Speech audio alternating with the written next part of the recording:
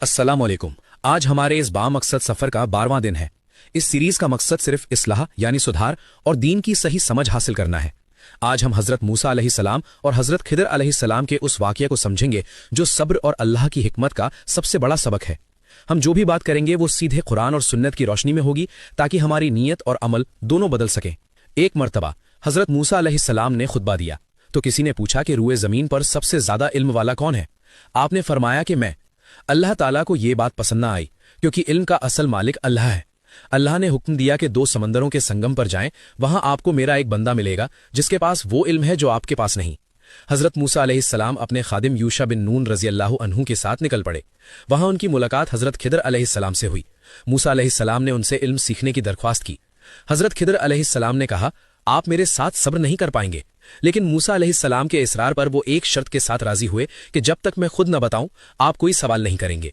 सफर शुरू हुआ। सबसे पहले वो एक कश्ती में सवार हुए। कश्ती वालों ने बिना किराया लिए उन्हें बिठाया, लेकिन हजरत खिदर अलैहिस्सलाम ने उस कश्ती का एक तख्ता तोड़ दिया। हजरत मूसा अलैहिस्सलाम तड़प उठे, आपने ये क्या किया? उन लोगों ने हम पर एहसान किया और आपने उनकी कश्ती खराब कर दी। खिदर अलैहिस्सलाम ने याद दिलाया, मैंने कहा था ना कि आप सब्र नहीं कर पाएंगे। आगे बढ़े तो एक छोटा बच्चा खेल रहा था। हजरत खिदर अलैहिस्सलाम ने उस मासूम को कत्ल कर दिया। हजरत मूसा अलैहिस्सलाम शदीद सदमे में आ गए। एक बेगुनाह जान को मार दिया, ये तो बहुत बड़ा गुनाह है। खिदर अलैहिस्सलाम ने फिर वही जवाब दिया।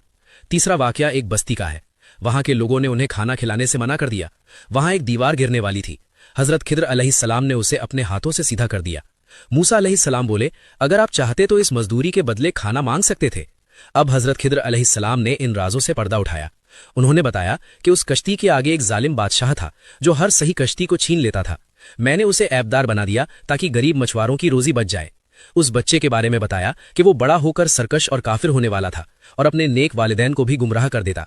अल्लाह ने चाहा कि उसे ले ले और बदले में उन्हें नेक औलाद दे। और वो दीवार, उसके नीचे 2 यतीम बच्चों का खजाना था। उनका बाप एक सालेह यानी नेक इंसान था। अल्लाह चाहता था कि बच्चे जवान होकर अपना खजाना खुद निकालें। हजरत मूसा अलैहिस्सलाम समझ गए कि जो हमारी नजरों में बुरा दिखता है उसके पीछे अल्लाह की अजीम हिकमत छुपी होती है। संदर्भ सूरह अल-कहफ आयत 60 से 82। इस रमजान हमें अपनी सोच बदलनी है। अक्सर हमारी दुआ कबूल नहीं होती या हमारे साथ कुछ बुरा हो जाता है तो हम शिकवा करते हैं। याद रखिए, अगर अल्लाह ने कश्ती तोड़ी है तो पीछे किसी जालिम बादशाह से बचाने के लिए ही तोड़ी है। सब्र करना सीखें और अल्लाह के फैसलों पर राजी रहें। ऐ अल्लाह, हमें अपने फैसलों पर राजी रहने वाला बना दे। हमारी तकदीर के उन फैसलों पर सब्र दे जिन्हें हम समझ नहीं पाते। हमारे दिलों को सुकून अता फरमा और हमें मुत्तकी बना। आमीन। अल्लाह हमारी नियतों में इखलास पैदा फरमाए। दीन की ये बात आप तक पहुंचाने की कोशिश उत्तम फुटवियर की जानिब से है। दुआओं में याद रखिएगा। जज़ाकल्लाह खैर।